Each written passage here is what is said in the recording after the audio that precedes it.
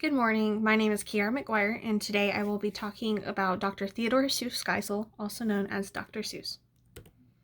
Some of his background information: he was born in Springfield, Massachusetts on March 2nd, 1904. Theodore Geisel used his middle name, which was also his mother's maiden name, as his pen name, which is we all know him as Dr. Seuss. He wrote 48 books, including some for adults, that have sold well over 200 million copies and have been translated into multiple languages so kids around the world could read anywhere. Geisel graduated from Dartmouth College, where he was editor of the school's humor magazine, and studied at Oxford University. At this university is where he met Helen Palmer, which was his first wife and the person who encouraged him to become a professional illustrator. Back in America, Geisel worked as a cartoonist for a variety of magazines and in advertising. His bestseller, The Cat in a Hat, was published in 1957. The story of the mischievous cat in a tall striped hat came about after his publisher asked him to produce a book using 220 new reader vocabulary words that could serve as entertaining alternative to school reading primers children found boring. He lived and worked in an old observatory in La Jolla, California, known as the Tower.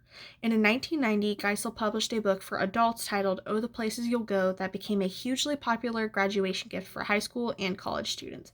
He later died September 24th, 1991, at the age of 87.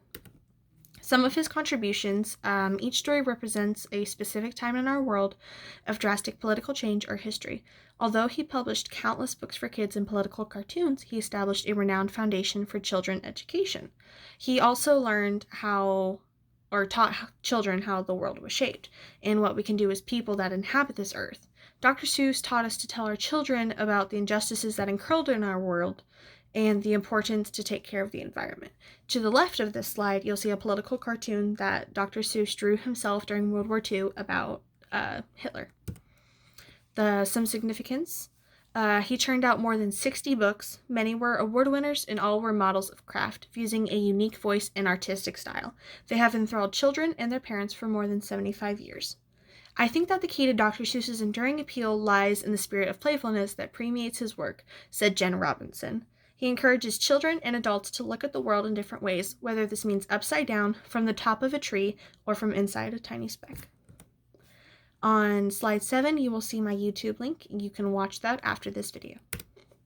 My personal response: I think Dr. Seuss is an amazing author and illustrator and an inspiration to young writers. I wonder how Theodore produced all of his whimsical characters and imagined all the crazy and colorful world that they all live in. I know that when I was a kid, Dr. Seuss's books made me enjoy reading as a child and helped groom my imagination, and I hope that kids continue to read his books and get the same inspiration that I did. The last slide is my works cited page and my quote: "Unless someone like you cares a whole awful lot, nothing is going to get better. It's not." By Dr. Seuss. Thank you for listening to my presentation.